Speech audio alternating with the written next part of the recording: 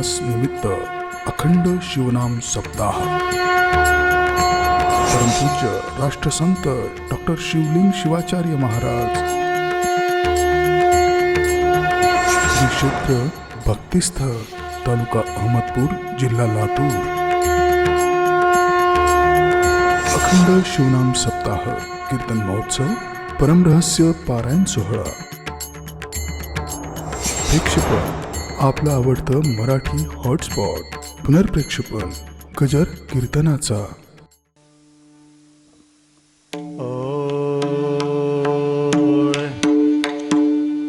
रूप सगुण सुंदर नाम शोभे श्री शंकर नाम शोभे श्री शंकर नाम शोभे श्री शंकर रूप सगुण सुंदर नाम शोभे श्री शंकर नाम शोभे श्री शंकर नाम शोभे श्री शंकर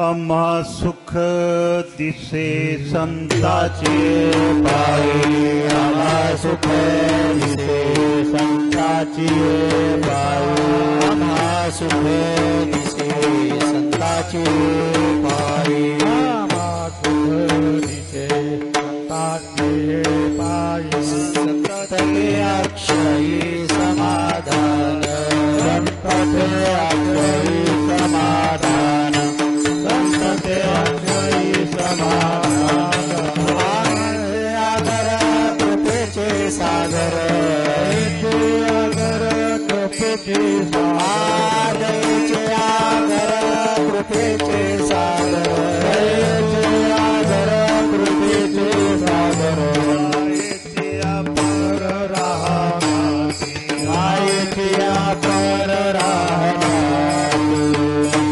अपार राहती पागल बला येते हो मितला पागल बला येते हो पागल बला येते हो मितला पागल बला येते हो विठ्ठला आनंद दाटला अंतर्बाह्य आनंद मातला अंतर्बाह्य आनंद मातला अंतर्बाह्य दयाची संगती आमासी फळली संगती नामाची दयाची संगती आमासी फळली संगती आमाची शांती मालिक नामाजे मालिक नामाची मालिक दयेचे आगर कृपेचे सागर दयेचे आदर कृपेचे सागर दयेचे आगर कृपेचे सागर दयेचे आदर कृपेचे सागर दयेचे आपर राहताते मायेच्या पर राहताती पर राहताती मने आमुचे ते धनी मान म्हणे आमुचे लक्ष्मण मने आमुचे ते धनी अक्षय चरणी दास चाचा चरणी दासता दयेचे आदर कृपेचे सागर दयेचे आदर कृपेचे सागर कृपेचे सागर दयेची आपर राहताती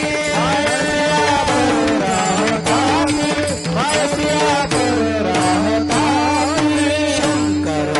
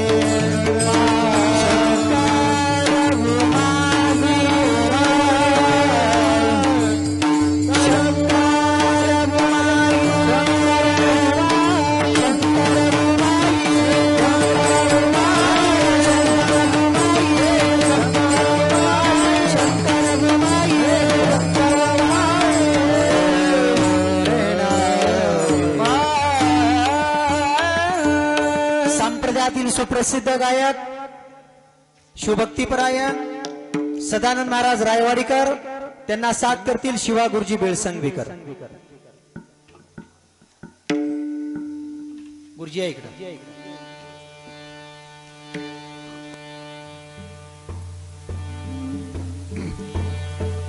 बोलो बोलो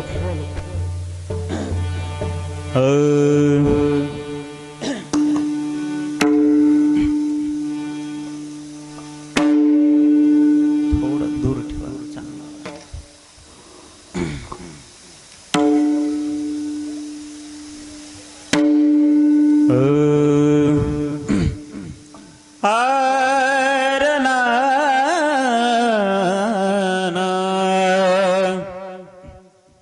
दर दर ना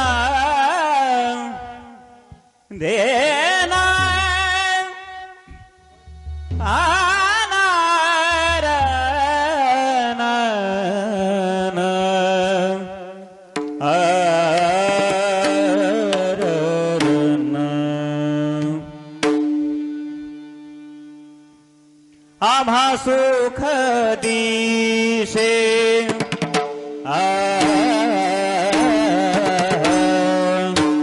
आम्हा सुख दिशे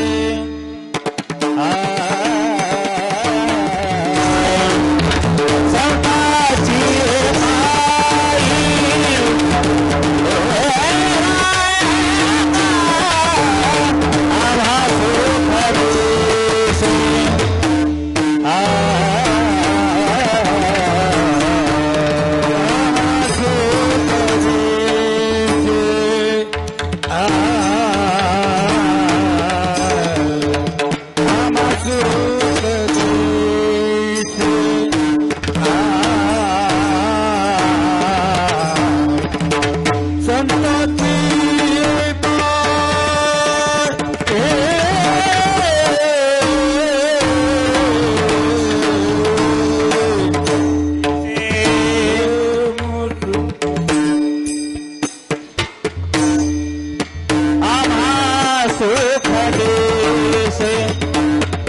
सानी सनी धनी धम धम मरे सा आम्हा सुख दिसे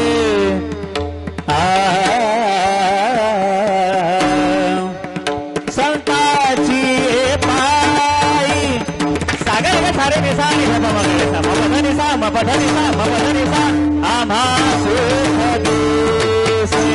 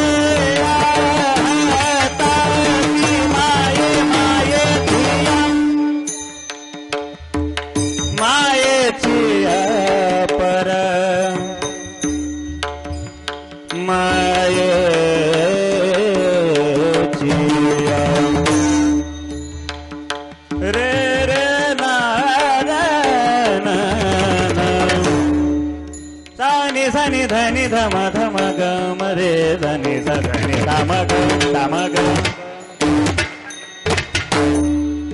मायेची अपर राहताती मायेची अपर राहताती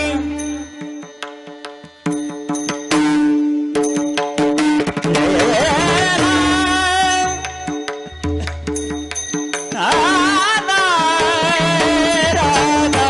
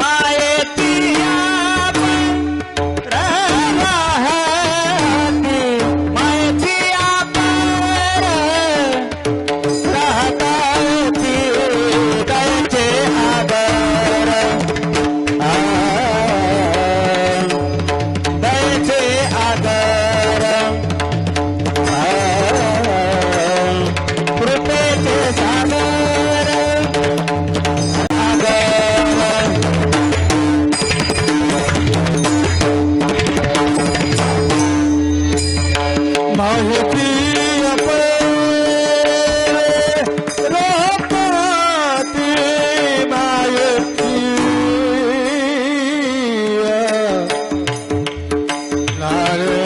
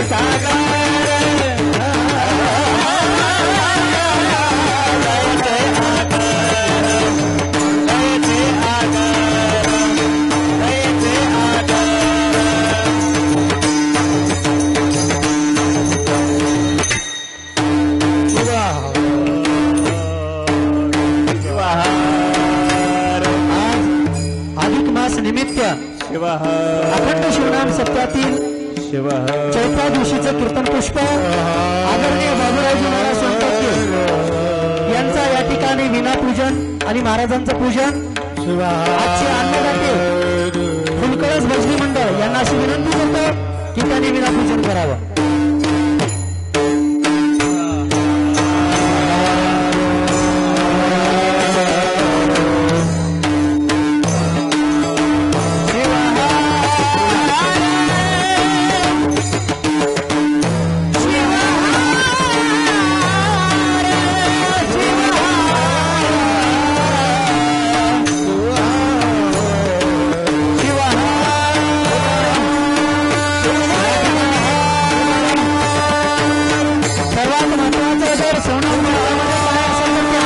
आणि फुलकळस हे राष्ट्रसंत परमपूज्य माऊलींचं अतिशय आवडतं गाव आणि फुलकळस येथील ग्रामस्थांच्या वतीने या ठिकाणी आज विनापूजन झालेलं आहे.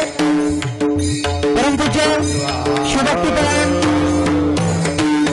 पुरंजीकर महाराजांच्या या ठिकाणी फुलकळस राष्ट्रांच्या वतीने सत्कार होत आहे.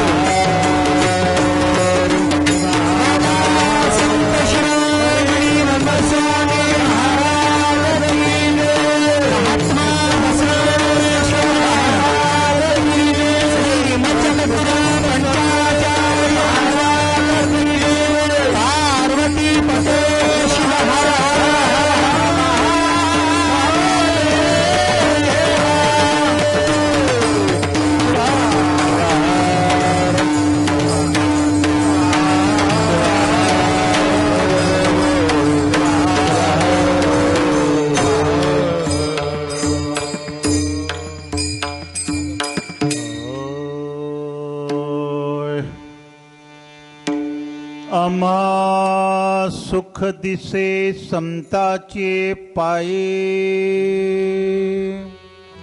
संत ते अक्षयी समाधान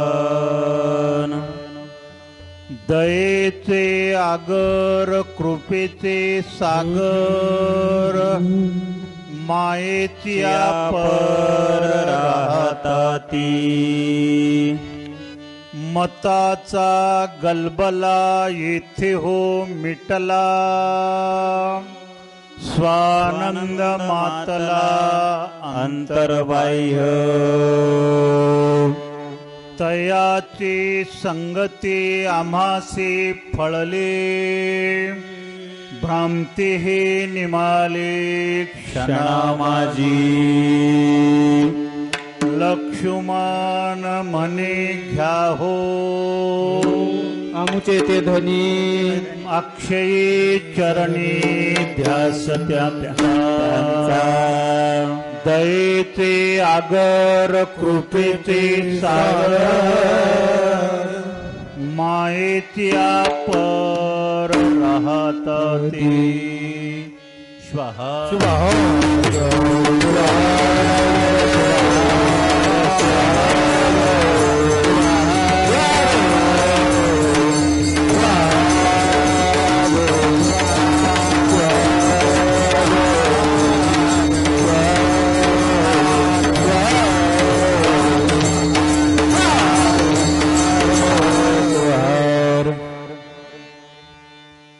अनंत कोटी ब्रह्मांडाचा अधिपती आशुतोष भगवान शिवप्रभू रेणुकादी पंचाचार्य बसवादी मंथ मन्मथादी संत तुम्हा आम्हा सर्वांच्या जीवनाचे शिल्पकार वसुंधरा रत्न राष्ट्रसंत डॉक्टर शिवलिंग शिवाचार्य गुरुमौली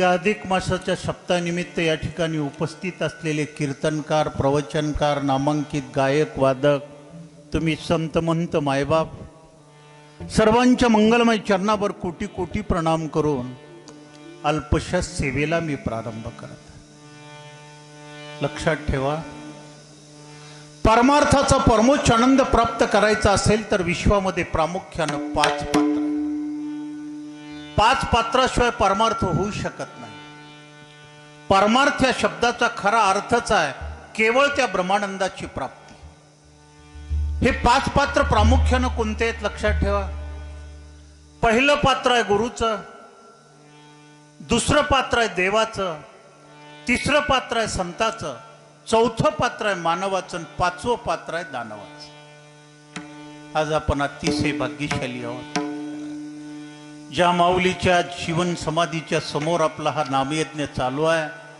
या माऊलीकडे प्रामुख्यानं 2 पद आहेत एक तर गुरुपद कायमच आहे पण राष्ट्रसंताचं पद त्या माऊलीला प्राप्त झालेलं आपण बरेचशा मठाची परंपरा पाहतोय फक्त त्यांना गुरुपद मिळालं संतपद मिळालेलं नाही संत मन्मथ माऊलीला संतपद मिळालं पण गुरुपद मिळालं नाही पण माझ्या राष्ट्रसंताला गुरुपदी आहे आणि संतपदी आहे खरे तुम्ही आम्ही भाग्यशाली बारकाईनं आपण अभ्यास करून पाहतोय सज्जन तुलनात्मक दृष्टीनं जर आपण अभ्यास केला कबूल आहे आम्ही मान्य करतोय विश्वांता नियता हा देव आहे परमेश्वर आहे भगवंत म्हणतो आपण त्याला अनंत कोट ब्रह्मांडाचा मालक हा शिवप्रभू आहे हा विश्वाचा नियंता आहे पण या नियंत्याची ओळख प्राप्त करून घेण्याकरता आपल्याला गुरुची आणि संताची नितांत गरज आहे राष्ट्रसंताचं गुरुपद तर तुम्हा आम्हाला प्रत्येकाला माहित आहे पण त्यांच्यामध्ये विद्यमान असलेला ज्वलंत संत आज मी थोडक्यात तुमच्या पुढे मांडणार आहे लक्षात ठेवा तुलनात्मक स्वरूपाचा आपल्याला जर अभ्यास करायचा असेल तर एका बाजूला देव थांबलेले आहेत आणि एका बाजूला संत आहे दोघांमधला फरक व्हॉट डिफरन्स बिटवीन टू पुराणातल्या 33 कोटी देवाकडे आम्ही बारकाईनं पाहिलं पुराणातला प्रत्येक देव वैभवाच्या पाठीशी लागलेला आहे संताकडे बघा कुठल्या संताला वैभवाची गरज नाही संत नेहमी विरक्तीकडे आहे त्याच्यामध्ये समाधान मानणारे ते संत आहे पुढचं लक्षण आपण पाहतोय संताचं जीवन देवाला आपल्याला भेटता येत नाही बोलता येत नाही देवाच्या जवळ जाता येत नाही पण संताच्या जवळ जाता येतं संताला बोलता येतं आपल्या प्रपंच आणि परमार्थाच्या अडीअडचणी संताला सांगता येतात नव्हे संत आम्हाला मार्गदर्शनही करतात याही पुढे आपण पाहिलं देवाच्या दरबारामध्ये पक्षपात आहे देवाच्या दरबारामध्ये केवळ भक्ताचं काम होते पण संताच्या दरबारामध्ये साऊ या चोर या डाकू या गुंडा या बदमाश या ते प्रत्येकाला रस्ता त्यांच्या करता खुला याही पुढे आपण पाहतोय सज्जन भक्ती केल्याच्या नंतर देवानेही भक्ताला प्रेम दिलं आणि समतानेही भक्ताला प्रेम दिलं, पण दोघांच्या प्रेमामध्ये अतिशय अंतर आहे. देवाचं प्रेम हे बापाचं प्रेम आहे, संताचं आणि गुरुचं प्रेम हे आईचं प्रेम आहे. आता बारकाईन तुम्ही म्हणसाल हा बापामध्ये आणि मायेमध्ये काय फरक आहे? प्रेमात अतिशय अंतर आहे, लक्षात ठेवा. कधी कधी माझ्यासारख्या बुद्धिजीवी माणसाला वाटतंय भारतवर्षातल्या साहित्यकाराला बापाचा विसर पडला का? स्वतःचा मुलगा डॉक्टर व्हावं, मास्तर व्हावं, इंजिनियर व्हावं म्हणून रात्रंदिवस तळमळणारा झटणारा बाप तुमच्या आमच्या नजरेत आलेला नाही. स्वतःच्या मुलीला चांगल्या प्रकारचं घर मिळावं म्हणून जायजातीचा तुकडा विकील, पण आपल्या पोरीच्या सुखाकरता तळमळणारा बाप साहित्यकाराला दिसला नाही. जिथं पाहावं तिथं साहित्यकारानं आईचे गुणगान केलं. याचं कारण काय? असंच एका दिवशी अहमदपूरच्या मठामध्ये बसला असताना भगवंत बाबा मानखेडकर गुरुजी, नावंदे गुरुजी असताना मी सहज विचारला, आप्पा. भगवंत बाबा म्हणले, आप्पा यानं कुठला तर उकंडा उकरून आणलं, म्हणजे पुराणातल्या गोष्टी काहीतरी आणलं तुमच्या. बोल बाळा बोल, काय म्हणणार? प्रत्येक जण आईच्या प्रेमाची थुरवी गातात, बापाची थुरवी का गात नाहीत? दुःख झालं तर बाप उशीमध्ये मुंडकं घालून आपलं दुःख व्यक्त करील, पण माय हंबरडा फोडून रडते, तरी पण माईला मोठं का म्हणलंय? त्यावेळेस ते सांगितले तर द्रष्टांत गुरुमौलीना आजी माझ्या समोर आहे. सज्जन थोडा हसले, स्मित हाशी केले, शांत राहा मी सांगतो. 88,000 ऋषी मधला एक बगदालभ्य नावाचा ऋषी होता. ब्रह्मचर्याचं जीवन बरेच दिवस झालं, विद्यार्जनाचं काम करत होते. कालांतरानं बगदालभ्याचा विवाह झाला. विद्यार्जनाचा आश्रम वेगळा केला आणि स्वतःच्या राहण्याचा वेगळा. कालांतरानं बगदालभ्य ऋषीला सुंदर अशा प्रकारचं पुत्ररत्न झालं. मुलाचं वय 2.5 वर्षाचं असेल. आपण काय पाहतोय? देवातला आणि संतातला फरक पाहतोय, लक्षात घ्या. दुपारची शिकवणी संपली. बगदालभ्य ऋषीनं आपले ग्रंथ काकामध्ये अडकावले, दुपारच्या भोजन प्रसादाकरता आपल्या आश्रमाकडे निघाले. काटेरी कुंपणाचा आश्रम फाटक लावलेलं होतं. बगदालभ्यानं फाटक काढलं. मध्ये प्रवेश केल्याबरोबर त्यांचा 2.5 वर्षाचा लहान मुलगा शी करत होता. मुलानं बापाला पाहिलं आणि बापानं मुलाला पाहिलं. वात्सल्य प्रेम उमडून आलं. मुलगा बापाकडे धावतोय आणि बाप मुलाकडे धावतोय. मुलगा जवळ आल्याबरोबर बगदालभ्य ऋषीला कळलं की आपल्या मुलाच्या अंगाला सगळी घाण लागलेली, हाताला घाण, पायाला घाण, पोटाला घाण. ऋषीनं मनामध्ये विचार केला, या अवस्थेत येऊन जर मुलानं माझ्या मांडीला धरलं तर माझे कपडे घाण होतील, ती घाण माझ्या अंगाला लागेल. बगदालभ्य ऋषी पळ काढले महाराज. मुलगा मागं पळत होता. मुलगा पाठलाग करायचं सोडलं नाही. एवढ्यामध्ये पळता पळता बगदालभ्य ऋषीला निब्बर तुराटी सापडली. हातात घेतली आणि त्या लहान मुलाच्या पाठीमध्ये झनकन मारल्याबरोबर आई म्हणून हाक मारली. आश्रमाच्या मागच्या बाजूला कोचक होऊन धुणं धुत असलेली माता तशाच प्रकारे धावत आली, गडबड लोळत असलेल्या बालकाला उचललं, आपल्या हृदयाशी घट्ट धरलं आणि प्रेमानं थोपटायला लागली. आईला वाटलं नाही माझ्या मुलाला घाण लागलेली आहे. तसंच त्या स्नानगृहात नेलं, स्वच्छ मुलाला धुवून काढलं, पदरानं त्याचं अंग पुसलं, चांगले कपडे घातले आणि नंतर त्या बैठकीमध्ये आणल्याबरोबर बगदालभ्य तिकडून आले, प्रेमानं हाक मारली, बाळा. त्यावेळेस आई म्हणते, हेंडगा लावा तुमच्या प्रेमाला. अर्थ कळला तुम्हाला? आईचं प्रेम हे अंतकरणातून असतंय. आईच्या प्रेमाचा जिव्हाळा वेगळा आहे. तसं देवाचं प्रेम हे बापाचं प्रेम आहे. म्हणून आम्ही देव बाप्पा म्हणतोय. संताला माऊली म्हणून आपण हाक मारलेली आहे. आणि तुमचं आमचं भाग्य आहे, तुमचा आमचा इतिहास स्वर्णाक्षरानं लिहिला जाणार आहे. अशी आई आपल्याला प्राप्त झाली. ही आईसारखी ममता आतापर्यंत कोणीही करणार नाही. आज समाजाची अवस्था पाहतोय. अनंत संप्रदाय भारतवर्षामध्ये चालतात.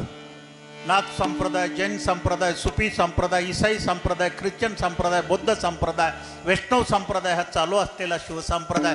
याही पुढे आहे. भारुड आहे, पोतराजी आहेत, गवळणी आहेत, कथाकथन आहेत, शिवकथा आहेत, हरिकथा आहेत, नाटक आहे. सगळं प्रत्येकाकडे एकीकडे परमार्थ चाललेला आहे. कमी नाही बरं परमार्थाला. पण समाजाची दुसरी बाजू चापळून बघा. आज तिकडं कोणता गोंधळ चाललेला आहे.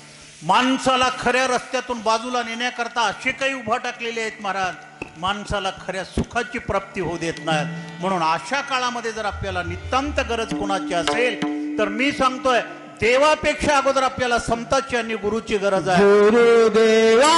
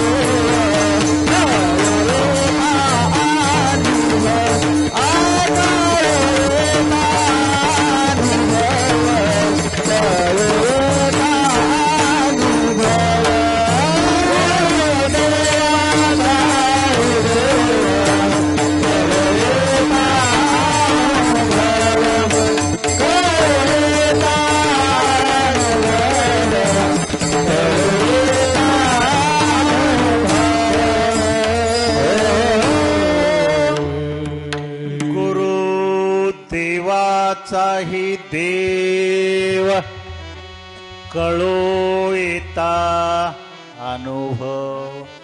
उपस्थित मायबापांनो लक्षात ठेवा, देवापेक्षा वरची कडी जर कुणाची असेल तर संतांची आणि गुरुची आहे. जे पद आज शिवलिंग शिवाचार्यांना प्राप्त झालं पडतोय.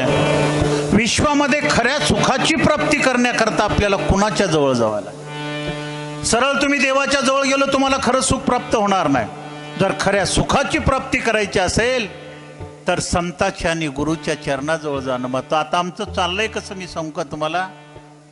माझ्यासारख्या शेतकऱ्यांना मनामध्ये विचार केला, पाऊस यंदा जास्त झाला, इकडे आपली बैल पाण्यामध्ये भिजतात, सुंदर अशा प्रकारचा आपण शेड किंवा कोटा बांधला. कोटा बांधण्याकरता पैसे नव्हते, बैल विकलन सुंदर अशा प्रकारचा कोटा बांधला. कोटा कुणाकरता बांधला? आज तुमचं आमचं तेच चाललंय. आम्ही बैल विकून कोटा बांधला. ज्या सुखाच्या प्राप्ती करता आम्हाला निघालेले आहोत तर खरा मार्ग आम्हाला कळला नाही. त्याची जर प्राप्ती करायची असेल तर केवळ संतांच्या चरणाजवळ आल्याशिवाय वाव नाही. म्हणून संत लक्ष्मण महाराजांना अभंगाची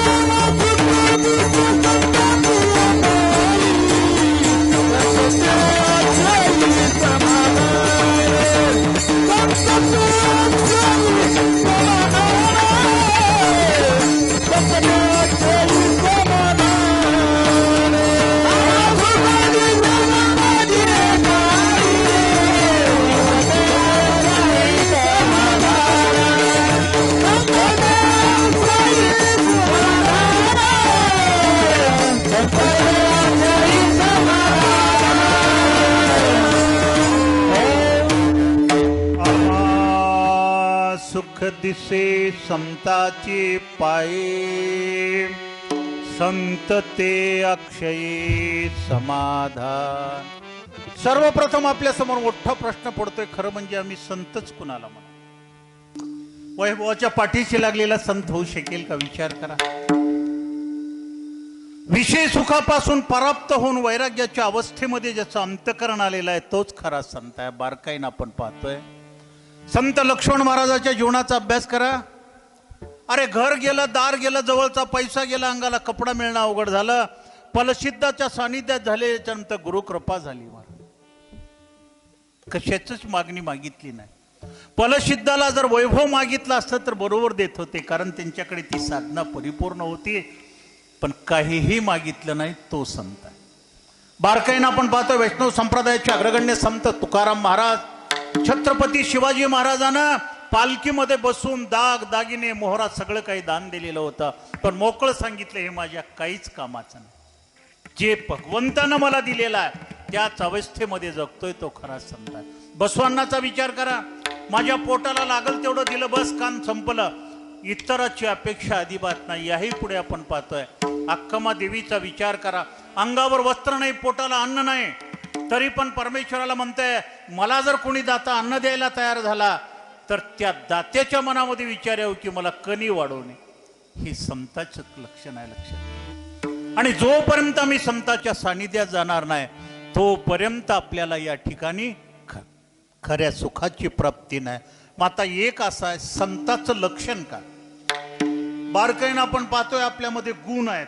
आप्पा तुमच्यामध्ये गुण आहेत, माझ्यामध्ये गुण आहेत, त्यांच्यामध्ये गुण आहेत. उभा टाकलेली मंडळी आहे ना, एकापेक्षा एक नामांकित अशा प्रकारचे गायक आहे. गायकी त्यांच्याकडे गुण आहे. गुणामध्ये परिवर्तन होतं, पण संत लक्षणानं युक्त आहेत. तुम्ही आम्ही गुणानं युक्त, संत लक्षणानं युक्त आहेत. लक्षणं आयुष्याच्या अंतापर्यंत टिकतात.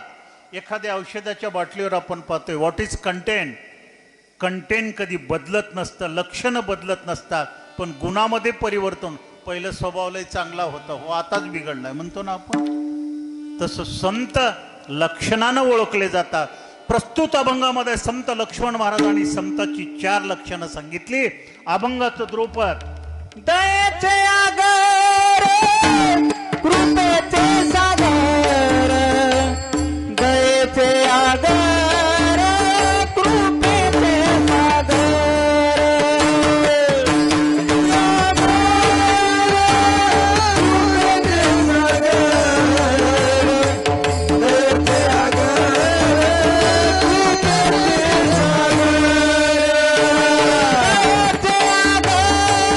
कृपेचे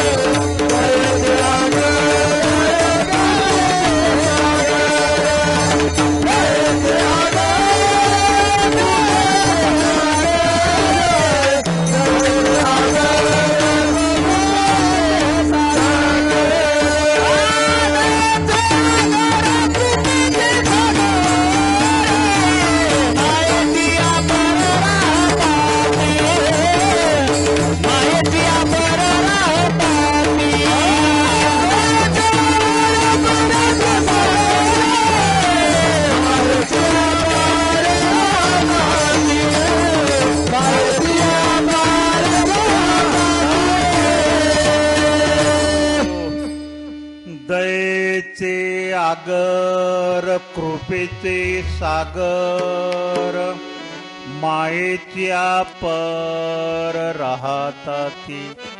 संताला ओळखण्याकरता या अगोदर द्रौपदामध्ये 3 लक्षणं सांगितली. बारकाईनं लक्षण. संतामध्ये असलेलं पहिलं लक्षण कोणतं? दया. संत अकारण दया करतात. आम्ही कारणाकारण दया करतोय. का बिरादरांना? तुम्ही मला मदत कराल 4-2 वर्षाला काय हे ना माझं मोठं काम करील म्हणून एकमेकाला मदत करतोय. आमच्यामध्ये खरा भाव राहिलेला नाही. लक्षात. अहो, शेजारीनबाईचा विचार करा. शेजारीनबाई बाजूच्याला ताक कधी देते? तिची म्हैस जर 2 महिन्याला हळजत असेल आणि आपल्याला ताक मिळत असेल तर देते. अकारण दया करणारे संत आहेत. आम्ही कार्याकारण दया करतो. एक लक्षात ठेवा सज्जन, दयेच्या पुढे विशेषण एक सुंदर अशा प्रकारचं लावले लक्ष्मण आला.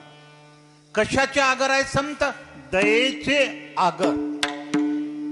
आता बरीचशी खेडोळ मंडळी इथं आहे. आता उभा टाकलेली तरुण वर्ग सगळा नव्या युगातला आहे. पण तुम्ही आम्ही म्हातारेच माणसं किंवा आता आपण कडला रिटायरमेंटला आलेले. का नामदेवांना थोडं राहिलंय आपलं आता. आगर पूर्वी शब्द कशाला म्हणत होते? आमच्या दृष्टांतापुढे असं येत होतं, काही गावं काही कामाला आगर राहत होते. काही गावं भांडणाला आगर, काही गावं कुस्तीला आगर, काही गावं चोरीला आगर, काही गावं कुटाळकीला आगर, काही गावं जनावरं पारायला आगर. हे आगर त्या गावाचं मूळ लक्षण होतं. त्या गावामध्ये हे अशा प्रकारचं लक्षण आहे. तसं संत कशाचे आगर आहेत? दयेचे आगर आहे. आता याही पुढे जाऊन मी थोडक्यात तुम्हाला समजावून सांगतो. संताच्या सानिध्यात गेल्याच्या नंतर, या आगारामध्ये गेल्याच्या नंतर तुमच्या आमच्यात काय बदल होते? सोपं दृष्टांत. बिरादरांना तुम्ही उदगीरचं बस स्टँड बघितलंय का? बघितलंय ना? हा. त्या बस स्थानकामध्ये गेल्याच्या नंतर 2 विभाग आहेत. एक बस स्थानक आहे आणि एक बस आगार आहे. बरोबर आहे? 2 विभिन्न डिपार्टमेंट आहेत. आता मी तुम्हाला विचारतोय, आगारामध्ये गाडी कोणती जाते? जी गाडी बिघडलेली गाडी आहे ती आगारात जाते. कुण्या गाडीचं टायर गेलंय, कोणतीचा मेनपाटा गेलाय, कोणतीचं ब्रेक फेल झालंय, कोणतीचं स्टिअरिंग गेलंय, कोणतीचा डिझेल टँक फुटला. बिघडलेल्या गाड्या सगळ्या आगारात जातात. आगारामध्ये गेल्याच्या नंतर मेकॅनिक ती गाडी दुरुस्त करतोय. दुरुस्त झालेली गाडी कुठे येते? बस स्थानकामध्ये येते. तिला बोर्ड कोणता लागतोय? उदगीर ते अहमदपूर, उदगीर ते नांदेड, उदगीर ते लातूर. तसं लक्षात ठेवा, संत ही दयेचे आगार आहे. तुम्ही आम्ही सगळ्या बिघडलेल्या गाड्या आहोत. मोकळं बोलतो बरं तुम्हाला. का? या माऊलीची कृपा तुमच्यावर आहे. मी तर सांगतो, माझ्यासारखी बिघडलेली गाडी कुणाचीच नव्हती. कोणी झाकून ठेवीत असेल. मी मोकळा बोलणारा माणूस. माणूस म्हणायला मला भेट होते. पण ज्या दिवशी या संताच्या आगारात आलो सज्जन हो, ते कुठं माझ्यातले अवगुण सगळे निघून गेले. आज तुमच्या पुढे मी कंबर बांधून 2 गोष्टी बोलतोय. कुणाची कृपा आहे? या संताची कृपा. शिवहर.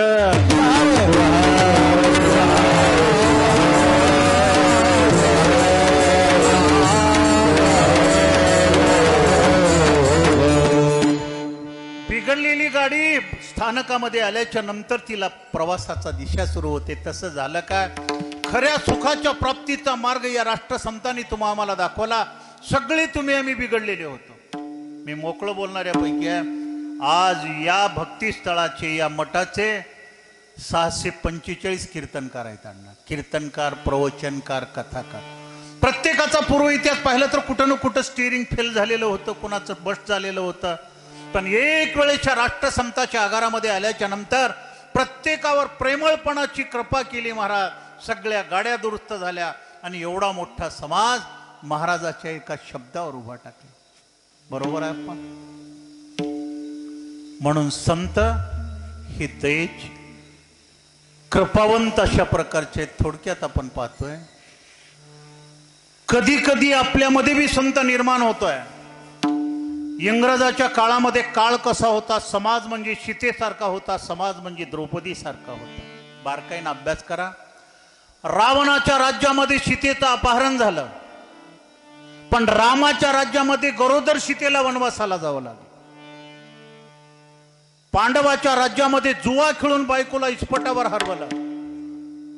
कौरवाच्या राज्यामध्ये त्या पतिव्रतेचं वस्त्रहरण केलं. ही जनता ना येणारा राजा असो, रजवाडा असो, सगळे राजकारणी असो, सगळे समाजाचा भोग घेण्याचा प्रयत्न करतात.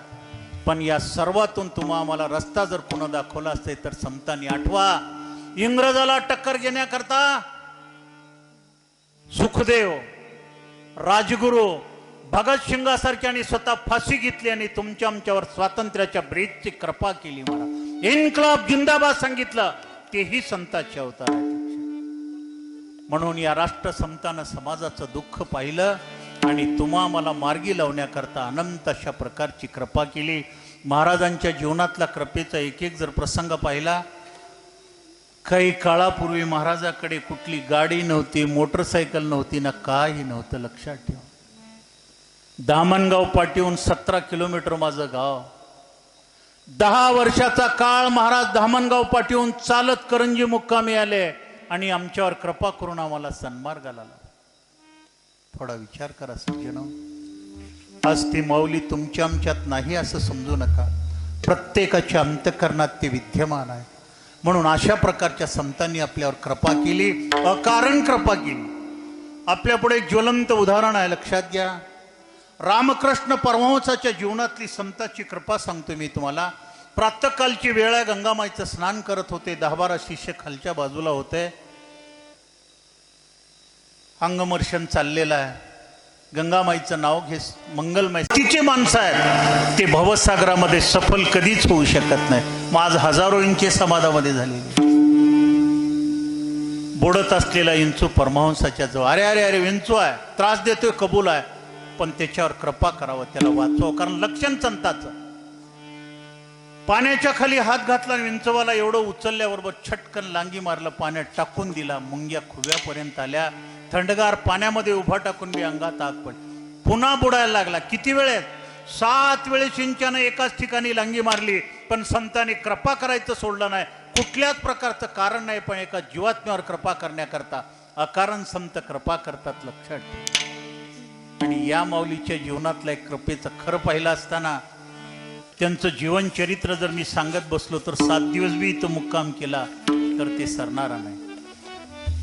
माझ्या अनुभूतीत ज्या रात्रंदिवस त्यांच्या सोबत राहून जे जे अनुभव आले ते अभिव्यक्ती करण्याकरता इथं आलो, पण वेळ आपल्याकरता थोडा आहे. एक वेळेसचा प्रसंग सांगतोय. 1971 पासून मी दिंडीमध्ये जाते. मध्यंतरी मला मेंदूची बिमारी झाल्यामुळं काही दिवस मध्ये काळ बंद झाला. कर्मधर्म संयोगानं पूर्वी एवढी मोठी दिंडी नव्हती महाराज. 100, 150, 200 लोक राहायचे. 2 उंट, 2 बैलगाड्या. वाटेनं गाड्या फसल्या की चिखलामध्ये आपण काढायचं. का नामदेवांना अंगावरचे कपडे सगळे चिखलानं भेजायचे, पण आनंद वेगळा होता. महाराज आमच्या सोबत चलत होते. फसलेली गाडी निघत नसताना नुसतं माऊलीनं हात लावला तरी ती गाडी निघायची. महाराज ती त्यांची कृपा होती. दुपारचा मुक्काम अंबाजोगाईचा होता. महाराजांच्या जीवनात ही कृपा समाजावर केलेली सांगतो. शंभुलिंग शिवाचार्याच्या मठामध्ये दुपारचा भोजन प्रसाद झाला. तिथलं महिला मंडळ करत होतं. प्रसाद घेतलं, बैलाला पाडलं, नाला मारल्या, पुढे दिंडी निघाली. एवढ्यामध्ये एक ब्राह्मणाची म्हातारी मायमाऊली माझ्या जवळ आली आणि मला म्हणली, बाबू काय, माझं पोरग 2 वर्षापासून बिमार आहे. आता की तवा आहे, माझ्या जीवनाचा आधार एवढाच आहे. एक वेळेच्या महाराजाचा कृपा असतं जर माझ्या मुलाच्या डोक्यावर पडला तर काहीतरी परिवर्तन होईल. मी आप्पाला हात जोडले. आप्पा, त्या माऊलीचं असं म्हणणं आहे, चला ना जाऊ. आप्पा गेले आणि त्या मुलाच्या डोक्यावर हात ठेवला. आज तो शिक्षण अधिकारी आहे. मुलगा, जास्त सांगायची गरज नाही. दिंडी पुढे गेलेली होती, आम्ही मागं चालत होतो. मी आप्पा बरोबर होतो. त्यावेळेस आप्पाला कुठं बसण्याकरता पेंडाल नव्हता, आसन नव्हतं, काहीच नव्हतं. माझ्या खांद्यावर एक घोंगडा असायचं, एक टावेल. जिथं प्रवचन व्हायचंय तिथं घोंगडं टाकायचं, आप्पावरी आसन टाकायचे आणि बसून प्रवचन करायचे. अंबाजोगाईचा जो दवाखाना आहे ना मोठा, पूर्वी आमची दिंडी त्या दवाखान्याच्या मैदानातून जात पुढून. अचानक पुढे मी पाहिलं, 10-12 पांढरे शुभ्र कपडे घातलेले माणसं फुलाच्या माळा घेऊन थांबलेली होती. मी सहज म्हणला, आप्पा, या दवाखान्याच्या पुढे आपलं स्वागत आहे की वेडायच का म्हणले. इतकी वर्षापासून मी येतोय, कधी कोणी माझं स्वागत केलं नाही. उगं तुला काहीतरी वाटलं. 4-5 खुर्च्या टाकलेल्या होत्या. तिथं गेल्याबरोबर ती सगळी डॉक्टर मंडळी आली. आप्पाला नमस्कार घातला, गळ्यामध्ये माळा घालून आप्पाचं स्वागत केलं. मला प्रसंग आठवतोय, त्यावेळेस त्या दवाखान्याचे डीन होते हडोळतीचे डॉक्टर डावळे. तो प्रसंग ज्वलंत माझ्या नजरेसमोर उभा टाकतो. आप्पाचाही मठ हडोलतीला, डावळे बी हडोलतीचे राहणार आहे. एकमेकाची ओळख पडली आणि डावळेनं विनंती केली, आप्पा आम्ही तुम्हाला एक विनंती करण्याकरता थांबलेले, बोला. एक अतिशय सिरियस पेशंट आमच्या दवाखान्यात आहे. फॉरेन रिटर्न अमेरिकून आलेला डॉक्टर आम्ही मागवलाय. आज ऑपरेशन होतं, पण त्या बाईनं सांगितलं आज अहमदपूर आप्पाची दिंडी इथून जाणार आहे, जोपर्यंत आप्पाचं दर्शन होणार नाही तोपर्यंत माझं ऑपरेशन मी करू देणार. तुमच्या दर्शनाकरता ती माऊली ताटकळलेली आहे. तिची 2 मुलं पुढे आले आणि आप्पाच्या गळ्यात हात घालून नमस्कार केले. आप्पा माझ्याकडे पाहिजे, चला भेटून या. कल्याणी आप्पा आमच्या सोबत होता, वयस्कर होता जरा ह्या आप्पाचा आणि जरा छंद होता. आम्ही मध्ये गेलो, माऊली अस्वस्थ पडलेली होती. आप्पानं जवळ बसले, डोक्यावर हात ठेवला, विभूती लावली. डॉक्टर डावळ्याची टीम सगळी उभा टाकलेली होती. आप्पा एवढे निष्णात डॉक्टर असतील त्याच दिवशी माझ्या अनुभवात आला. आप्पानं चटकन हाक मारली, where is case paper. Kamble नावाची एक सिस्टर होती, त्या माऊलीचा चेहरा आजी माझ्या समोर येतोय. चटकन केस पेपर आप्पाच्या हातात दिली. 5 मिनिटं आप्पानं त्याच्यावर नजर टाकली, लटकन उठले आणि हाक मारली, डॉक्टर डावळे. बोला आप्पा. आम्ही तुमच्याकडे पेशंट जगण्याकरता पाठवतोय की मरण्याकरता? तसं काही नाही आप्पा. मग या बाईचं ऑपरेशन आत्तापर्यंत का झालेलं नाही? आज ऑपरेशन ठरलेलं होतं, डॉक्टर मिळत नव्हता, फॉरेनहून डॉक्टर आलाय. कोण डॉक्टर आहे बोलवा त्याला.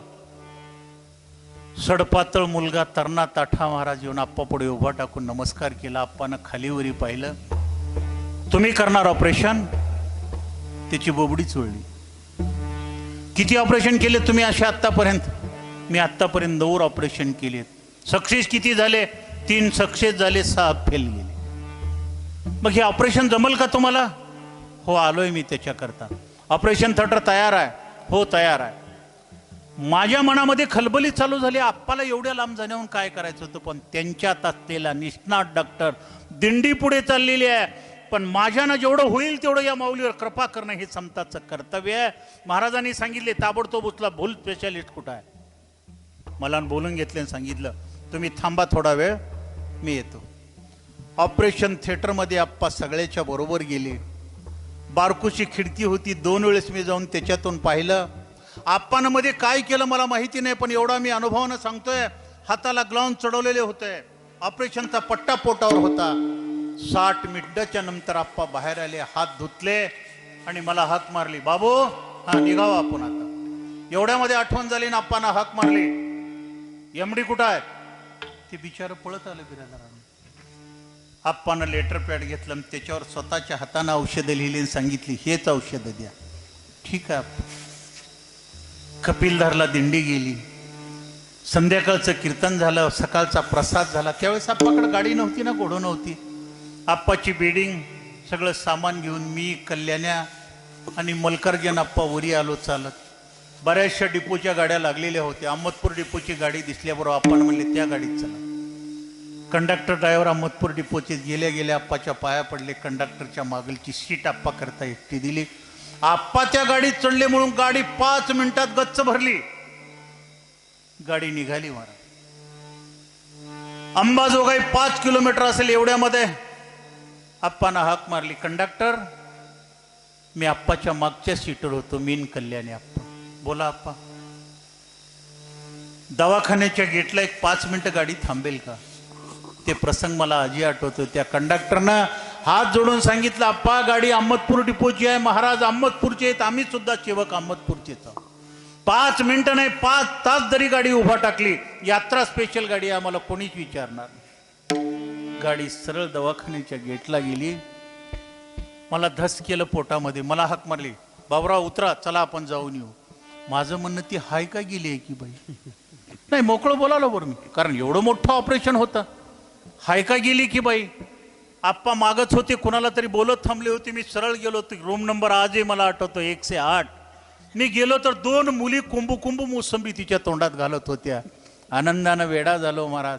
आप्पा जवळ आल्याबरोबर एका मुलीनं हाक मारली, आई आप्पा आले म्हणल्याबरोबर ती माऊली तसंच उठून दाराला आल्याबरोबर आप्पानं सांगितलं, आई आई तिथंच बसा, अजून तुमचे टाके काढले नाही. दिंडी मार्गस्थ असताना या महान संतानं त्या माऊलीवर कृपा केली. 8 वर्षाचा काळ नंतर ती भारताची खासदार म्हणून काम केली. नाव सांगायची गरज नाही. राष्ट्रसंतामध्ये असलेला ज्वलंत डॉक्टर आणि त्यांची दया, आज ही कृपेचा स्वभाव लक्षात घ्या. असे कितीतरी प्रसंग महाराजाचे आपल्या समोर आहे. संताचं पहिलं लक्षण हे दया. दया धर्म का मूल आहे. संताचं दुसरं लक्षण सांगितलं, कृपेचे सागर. आता सागर या शब्दाची व्याप्ती आम्ही केली. सागराची लांबी रुंदी मोजता येईल, पण त्या सागरामध्ये किती गॅलन पाणी आहे आपल्याला सांगता येईल का? अजिबात नाही. तशी विशालता आहे, लक्षात ठेवा. संताचं लक्षण कसं आहे? पंचतत्वामध्ये जे लक्षण आहेत ते संतामध्ये आहे. आज जन्मल्यापासून आम्ही या पृथ्वीला लाता मारल्या, पृथ्वीवर करुणेने घाण केली, पृथ्वीला उकरलं, स्वतःचं पोट भरण्याकरता तिथं पोट फोडलं आम्ही, तरी पण या माऊलीनं कधी आम्हाला म्हणलं नाही. शेवटपर्यंत ती आमच्यावर कृपाच करत राहिली. लक्षात घ्या सज्जन. आकाशाचा सूर्य आम्ही जन्मल्यापासून आम्हाला प्रकाश देतो. एक बल्ब जर आपल्या घरी लावलो तर महिन्याला बिल किती आले आप्पा? 35 रुपये एका बल्बचं. जन्मल्यापासून या सूर्यानं आपल्याला एवढा प्रकाश दिलाय, त्याचं बिल दिलंय आपण कधी? कृपेचे सागर आहेत. तेच संतांचे लक्षण आहे. एखादा वृक्ष आहे, तोडणाऱ्याला बी छाया देतोय, न तोडणाऱ्यालाही छाया देतोय. लक्षात ठेवा. तोडलंय म्हणून त्याला फळं खायला देत नाही का? सर्वांना देतोय. हे वृक्षाचं जे पंचतत्वामध्ये गुण आहेत ते संतांमध्ये गुण आहेत. म्हणून आज देवापेक्षा संत श्रेष्ठ आहेत विश्वामध्ये. आणि तीच माया, तीच आपुलकी, तोच वसा राष्ट्रसंतानं टिकवला. म्हणून आज मोदीपर्यंत त्यांचं नाव जात आहे. ज्या दिवशी आप्पा जीवनमुक्त समाधी घेतले, त्या दिवशी मोदी सारखा प्रधान म्हणतोय, वसुंधरा रत्न काही ऐसा कैसा हो. मोदीचे शब्द आहेत. लक्षात घ्या सज्जन. तुम्ही आम्ही तर सगळे हरावून गेलो, तुमची आमची माय निघून गेली. पण गेली म्हणून दुःख मानू नका. माय आपल्या अंतःकरणात आहे. माईनं घालून दिलेल्या रस्त्यानं आपल्याला चालायचं आहे.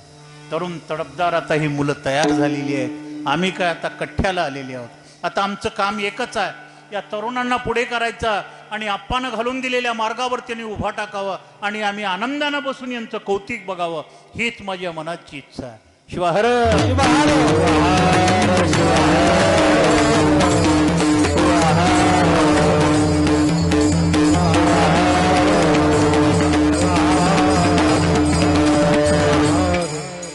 संताचं तिसरं लक्षण मायेपासून अलिप्त आहेत. लक्षात. पंच ज्ञानेंद्रिय आहेत. पंच ज्ञानेंद्रियाचे पंच विषय आहेत. डोळ्याला चांगलं बघावं वाटणार नाही.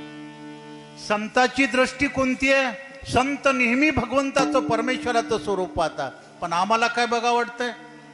केवळ सौंदर्यता, स्त्रीतली सौंदर्यातला, पुरुषातली, निसर्गातली. आम्ही केवळ सौंदर्याची अभिलाषी. आमच्या जिभेला गोड आवडत नाही, खमंग आवडते. बरोबर आहे? हे विषय आहेत. याही पुढे गेल्याच्या नंतर भोगविलासाच्या पाठी लागलेला प्रत्येक माणूस त्या भोगाकरता वेडा झाला, त्याच्यातच खरं सुख म्हणतोय. पण संतांनी काय केलं? त्या मायेरूपी सुपापासून स्वतःला वेगळं केलेलं आहे आणि त्या मायेपासून अलिप्त झालं, म्हणूनच त्यांना संत स्वरूप आलेलं आहे. बिरादरांना साक्षीला आहे. 21 गुरुपौर्णिमेचा उत्सव होता. आम्ही सगळेजण या ठिकाणी मुक्कामाला होतो. गुरुमंत्र तिकडं चालू होता. गुरुमंत्र संपला, आप्पामधून बाहेर आले. आप्पाच्या हुशाला 11,000चं एक पुडगं ठेवून एक व्यक्ती बाहेर निघून गेली. बरोबर आहे बिरादर? आपण सहज उपरनं उचलल्याबरोबर ते बंडल दिसलं. काय आप्पा हे कोण ठेवले? आता कोण ठेवले आपल्याला काम आहे? प्रत्येक जण म्हणाला आम्हाला माहिती नाही, आम्हाला. आप्पानं एका शब्दात सांगितले, जो कोणी असेल त्यानं ते पुडगं उचलणार नाही. येऊ दे, येऊ दे, सोयरी आहे का? शिवाहर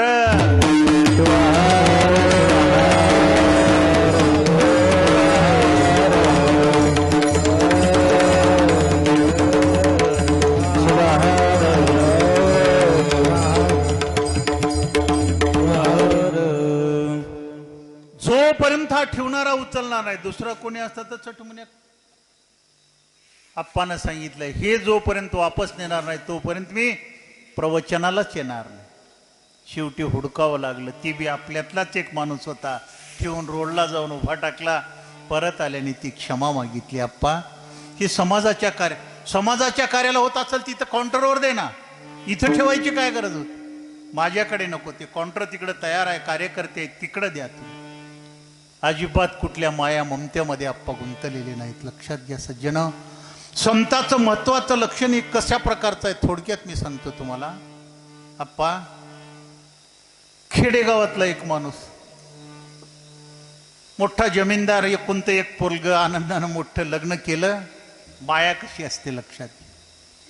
जोपर्यंत आम्ही संतांच्या संगतीत येणार नाही तोपर्यंत आपल्यालाही मायेपासून परावर्त होता येत. लग्न झालं वैशाखाला आणि पंचमीच्या सणाला मुलगी माहेरी गेली. विषयाच्या सुखामध्ये वेडा झालेला माणूस, खरा ब्रह्मानंद त्याला तिथंच वाटत होता.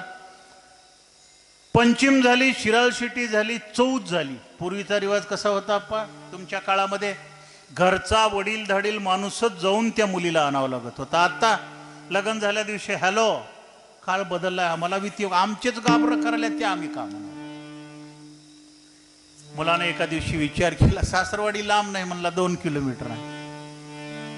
5 वाजता व्यवस्थित शेतातून आला, स्वच्छ कपडे घातले, मेकअप केला आणि निघाला सासर. कशा करता? कांतेबद्दलची माया अंतकरणात आहे. वाड्याच्या बाहेर पडल्याबरोबर काडकन वीज चमकली, मुसळधार पाऊस सुरू झाला. हनुमंताच्या मंदिरापर्यंत आला, गुडघ्याला पाणी चाललंय रस्त्यानं. पेटी मास्तर, आता घराकडे जावं का सासरवाडीला? तुम्हालाच विचार, परक्याला कशाला, आपल्याच माणसाला विचार. मायेमध्ये गुंतलेल्या माणसाला सासरवाडी दिसते, पण मायेपासून परावर्त झालेला माणूस आपल्या कुडीला घराला परत. मुलाने विचार केला, हे पाणी मला काय करते पठ्ठ्याला? कारण काय, मधी वेगळीच माया आहे. गावाच्या बाहेर पडला, लवणाला कमराला पाणी चाललं. तसा चिखल तुडवीत तुडवीत गेला. दोन्ही गावाच्या मध्यभागी एक मोठी नदी होती महाराज. तिला एवढा पूर आला, 20 वर्षाच्या काळामध्ये एवढा पूर आला नव्हता. बालाजी पाटलाच्या वावरातून पाणी चाललं. थांबला बिचारा तिथं. का? या पुरातून पलीकडे गेलो तर माझी पुण्यतिथी आहे. कशा करता थांबला? मायेला भिवून थांबला नाही, मरणाला भिवून थांबला. पण घराकडे परत येत नाही. पाऊस उघडला, आकाश स्वच्छ झालं, सूर्यास्त झाला, चांदण्या पडल्या तरी तिथंच थांबलाय. कारण त्याला माहित आहे, या दगडाला पाणी आलं की कपडे डोसक्याला गुंडाळून पवत आपण पलीकडे जाऊ शकतो. पूर उतरत नव्हता. येड्यामध्ये त्यानं डाव्या हाताकडे पाहिलं. एक झोपडी होती, झोपडीमध्ये दिवा दिसला. त्याला आश्चर्य वाटलं, कोण पागल माणूस असेल व एवढा पाऊस पडतो, एवढा पूर आला, एवढा अंधार आहे आणि ह्या झोपडीमध्ये बसलाय. मोठ्या घरचं पोरगा. कोण आहे रे मध्ये? ती बी बिचार पोट. तू कोण आहेस बापू? मधी गेला. मधी बोऱ्या टाकलेला होता, बसला. आणि बाबा काय करतोस इथं? त्यानं सांगितलं, हे पोट आहे म्हणून. 3 प्रकारच्या मायेमध्ये गुंतलो आपण. लक्षात घ्या, राष्ट्रसंतांनी आम्हाला 1000 बाऱ्या सांगितलं, कनक कांता आणि कीर्तीच्या पाठीचा जो लागला त्याला खरा सुखाची प्राप्ती कधीच होऊ शकत नाही. याचा मोह तुम्ही कधीच धरू नका. हजारो प्रवचनामधून महाराजांनी आम्हाला सांगितलं. मला एक जण पापी पोटा करता बसलाय, दुसरा कांतेच्या प्राप्ती करता निघालेला. मग काय करतोस? काय नाही म्हणला, रोज अलीकडलं माणूस पलीकडनं येतो. पोराला आनंद झाला की मी नावाडी आहो बाबा. बस म्हणला, लॅटरी लागली आपली. मामा, रोज एका माणसाला पलीकडनं यायला किती घेता तुम्ही? 5 रुपये घेता म्हणला. मायेनं वेडा झालेला एकाला कांतीच्या मायेची गरज आहे. खसकन खिशातली 500ची मेन कापडातली नोट काढली आणि त्याच्या खिशात घातली. मामा, आताच्या आता मला पलीकडे येऊन. त्या पैशाला पाहिल्याच्या नंतर व्यापाऱ्याला समोरच्या महापुराचा विसर पडला. सज्जन, पुन्हा मनामध्ये विचार करतो, एवढ्या पुरातून जर माझे नाव पलीकडे गेली, लातूर जिल्ह्यामध्ये मामा माझ्यासारखा नावाडी नाही, उद्या पेपरला फोटो येईल. कनक कांता आणि कीर्तीच्या मायेमध्ये गुंतलेली तुम्ही आहे. नावाडी लटकन उठला, नावेत बसा सांगितलं, पाटील बसा माग. मुलगा माग बसला. नावाड्यानं 500 रुपयाच्या प्राप्ती करता आणि कीर्ती करता नाव हकायला सुरुवात केली. मुलगा म्हणतो, ज्याच्या करता आलो त्याची आता मला प्राप्ती होणार. नाव हाकता हाकता 1 तासाचा वेळ गेला, पण पलीकडचा किनारा गटला. नावाडे विचार करतोय, चाटोहाणं बंद केलं तर नाव बुडून दोघाची पुण्यतिथी होणार. मुलगा म्हणतोय वेळेला गेलो तर ठीक आहे ना, तर गडीच्या भोवताल कान कापलं, कुत्र फिरले आणि फिरून घराला यावं लागेल. नाव हकता हकता मध्यरात्र झाली. कुणब्याचं घड्याळ माहिती आहे का आपा तुम्हाला? 3 फण मावळली, गायपांदन लोभ झाली. नाव हकता हकता पहाटची चांदणी निघाली, पण पलीकडचा किनारा गटला. मुलगा मनात विचारतो, ग शेवटी बघून बोलून तर यावं. माया. नाव हकता हकता तांबडं फुटलं, फटफट उजळलं. सज्जन नावाड्यानं मागं परतून पाहिलं, नावीची सोल नांगराला तशीच बांधलेली. आयुष्यभर जर आम्ही नाव हकली तर पलीकडचा किनारा गटेल. म्हणून राष्ट्रसमता आम्हाला प्रत्येक वेळी सांगायचे, बाबा खऱ्या सुखाची प्राप्ती करायची असेल तर या 3 प्रकारच्या मायेचं बंधन तोडून जो बाहेर आला त्यालाच खऱ्या भगवंताची, भगवान शिवप्रभूच्या सानिध्याची प्राप्ती होते. संताची 3 लक्षणं पाहिले. डायरेक्ट चालायचं का मध्यांतर? डायरेक्ट मध्यांतर नाही काय नाही. श्वाहर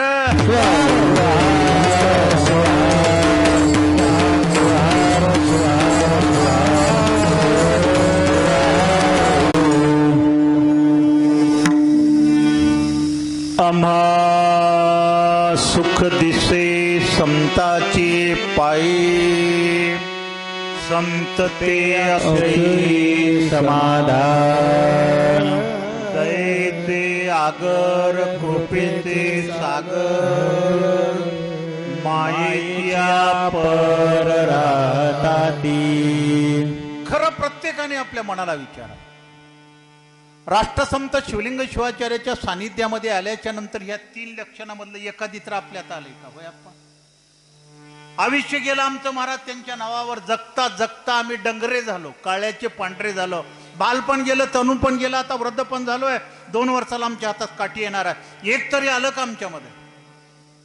आमच्यातली माया अजून संपलेली नाही. कुणी पैशाच्या मायेत आहेत, कुणी कीर्तीच्या मायेत आहेत. लक्षात घ्या सज्जन, खऱ्या सुखाची प्राप्ती करायची असेल तर त्या समताचा प्रत्येक शब्द आपल्या जीवनामध्ये उतरण्याचा प्रयत्न करा. 4थं लक्षण पाहत असताना माऊली पुढच्या ओळीमध्ये मताचा गलबला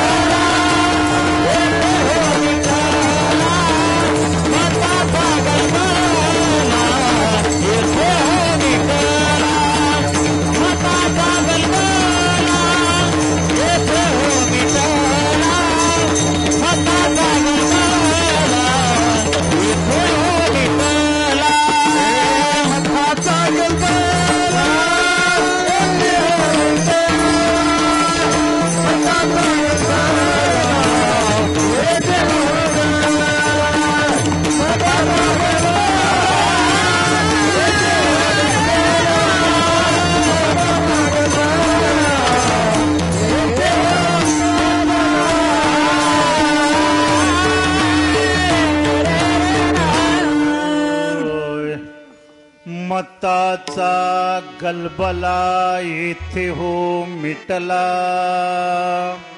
स्वानंद मातला अंतर्बाह्य. संताच्या संगतीमध्ये आल्याच्या नंतर संताचं चौथं लक्षण आपल्याला कळतं. आज विश्व विशाल आहे. या विश्वामध्ये अनंत संप्रदाय चालतात. प्रत्येक संप्रदायाचं अधिष्ठान वेगळं आहे. प्रत्येक संप्रदायाची भजनी पद्धत वेगळी आहे. प्रत्येकाच्या मनामध्ये वाटते माझा संप्रदाय मोठा, माझं भजन मोठं, माझा देव मोठा, माझं काम मोठं.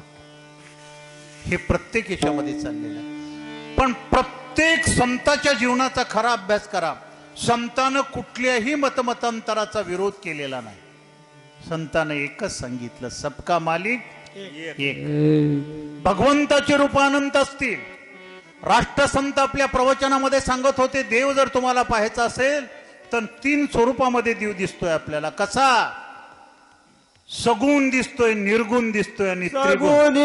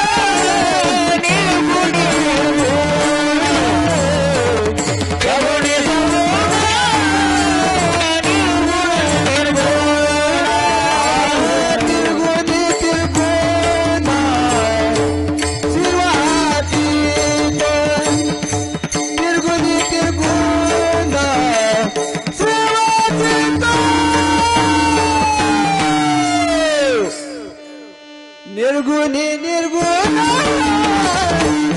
सगुणी सगुण, निर्गुणी निर्गुण सगुणी सगुण, निर्गुणी निर्गुण सगुणी सगुण.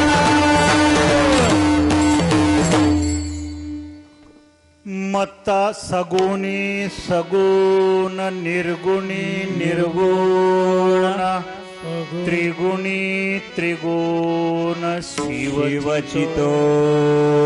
राष्ट्रसंत शिवलिंग शिवाचार्य गुरुमौलींनी याच ठिकाणी बसला असताना आपल्या प्रवचनातून सांगितलेले होते, जे निष्णात स्वरूपाचे संत आहेत, त्या संतांमध्ये कुठल्याच प्रकारचा भेदभाव नाही. जो खरा देव आहे त्याचीच ते पूजा करतात. देवाला देव पण देवाकडून मिळाला. बोलता बोलता सहज मी विचारलं इथंच, आप्पा सगुण निर्गुण त्रिगुण, मग कोणत्या तत्वाची पूजा केल्याच्या नंतर आम्हाला लवकर देवाची प्राप्ती होईल? तो प्रसंग मला आठवतोय. स्मितहास्य केले आणि आप्पानं सांगितलं, 2500 कीर्तनकार आम्ही होतो इथं. बाळा, त्रिगुणाच्या पाठीशी लागलास तर त्रिगुण आहेत, रज सत्व आणि तम. रजगुणाच्या पाठीशी लागलास तर विषयाची वाढ होईल. तमोगुणाच्या पाठीशी लागलास तर क्रोधाची वाढ होईल. सत्वगुणाच्या पाठी लागलास तर तुझ्यामध्ये संतपण येईल. मानव म्हणून जगशील, पण लक्षात ठेव, मेजॉरिटी मेक्स लॉ. जिकडलं बळ जास्त आहे त्याचाच विजय होतोय. सध्या रजगुण आणि तमोगुण समाजामध्ये जास्त वाढले. सगुणाच्या पाठीशी लागलास, भगवान शिवप्रभूचे अनंत रूप आहे. कधी गरुडावर बसलेला आहे, कधी नंदीवर बसलेला आहे, कधी हंसावर बसलेला आहे. त्याच्यामुळे तुझा बुद्धिभेद होईल. आपण एक दृष्टांत दिलेलं मला सुंदर आठवते. एखाद्या इंजिनियर मुलाला 10-12 मुलीचा बायोडाटा आलेला आहे. एकांतात बसतोय आणि एक एक एक एक फोटो काढून बघतोय. हिन बरी का हिन बरी का हिन बरी, बुद्धिभेद होईल. म्हणून विश्वामध्ये जेवढे देव झाले, ज्यांना देवत्व प्राप्त झाला, त्यांनी केवळ निर्गुणाची पूजा करूनच देव प्राप्त झाला. प्रभू रामचंद्रानं जोपर्यंत निर्गुणाची पूजा केली नाही तोपर्यंत रावणावर विजय प्राप्त करता आला नाही. आजही तुम्ही आम्ही म्हणतोय सगळे मतमतांतर इथं मिटले महाराज. आणि प्रभू रामचंद्रानं कुणाची पूजा केली? भगवान शिवप्रभूची. आज रामी नाही रावणी नाही पण त्यांचा देव मात्र आहे. म्हणून माऊली एका ठिकाणी म्हणतात रामचंद्राचा ईश्वर रामचंद्राचा ईश्वर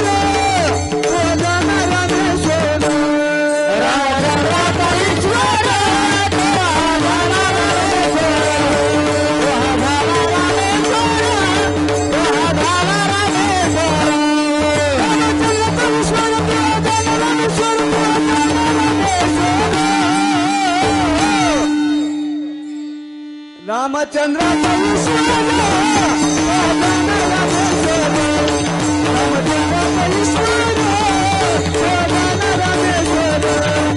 रामचंद्राचा ईश्वर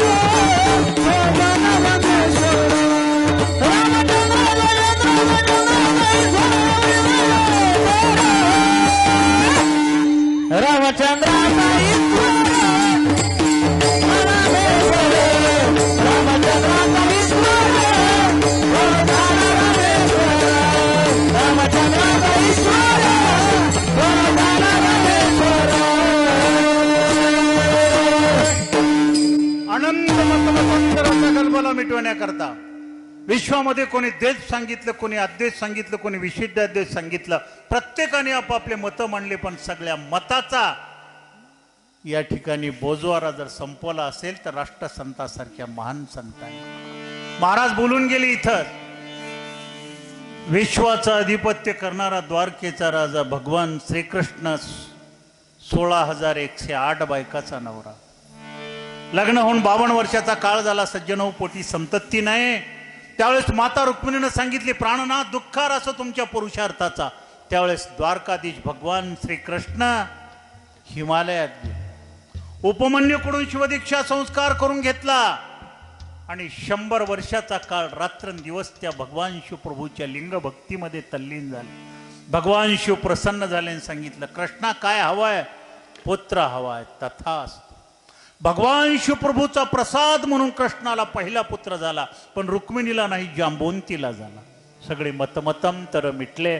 विश्वामध्ये 33 कोटी देव जर झाले असतील तर ते केवळ एका लिंग भक्तीतून झाले. म्हणून या वीरशैव संप्रदायाच्या महान संतांनी सगळं मतमतांतर मिटून बाजूला. आज आमचा पंढरीचा पांडुरंग बघा, डोक्यावर शिवलिंग आहे. तुळजा भवानीच्या डोक्यावर बी शिवलिंग आहे. जिथं जा तिथं शिवलिंगाची पूजा आहे. म्हणून या तत्वामध्ये राष्ट्रसंतांनी सगळ्या इतरांचा मतभेद बाजूला काढला आणि एकच निरामय अशा प्रकारचं निर्गुण निराकार भगवान शिवप्रभूचं स्वरूप आपल्या पुढे ठेवलं. म्हणून आज आम्ही त्यांना कोटी कोटी वंदन करतोय. लिंग पूजन सर्वासी सर्वासी लिंग पूजन सर्वासी लिंग पूजन ब्रह्मानंदाची प्राप्ती झाली. तोच भाव तुमच्या आमच्याकरता राष्ट्रसंतांनं मतभेद बाजूला काढलं आणि त्या लिंग भक्तीमध्ये तुम्हा आम्हाला सामरस्य केलं. अशा संताच्या संगतीमध्ये तुम्ही आम्ही आलो. खरंच तुमचा आमचा इतिहास स्वर्णाक्षरानं लिहिला जाणार. कैलासाचा शंभो महादेव कसा होता आम्ही प्रत्यक्ष पाहिलं नाही पण त्या शंभोचं सगुण रूप राष्ट्रसंताच्या रूपामध्ये आम्हाला पाहायला मिळालं. रात्रंदिवस हे शंभो आमच्या सोबत होते, आम्हाला बोलत होते, आशीर्वाद देत होते, मार्गदर्शन करत होते. एवढं भाग्य कुणाचं लक्षात घ्या सज्जनो. या भाग्याची खरे अधिकारी आपण आहोत. आणि त्यांच्या संगतीत आल्याच्या नंतर काय झालं?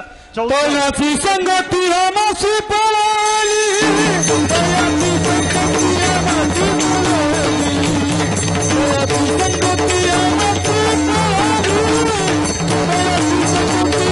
पळाली तयाची संगती आमाशी पळाली तयाची संगती आमाशी पळाली तयाची संगती आमाशी पळाली तयाची संगती आमाशी पळाली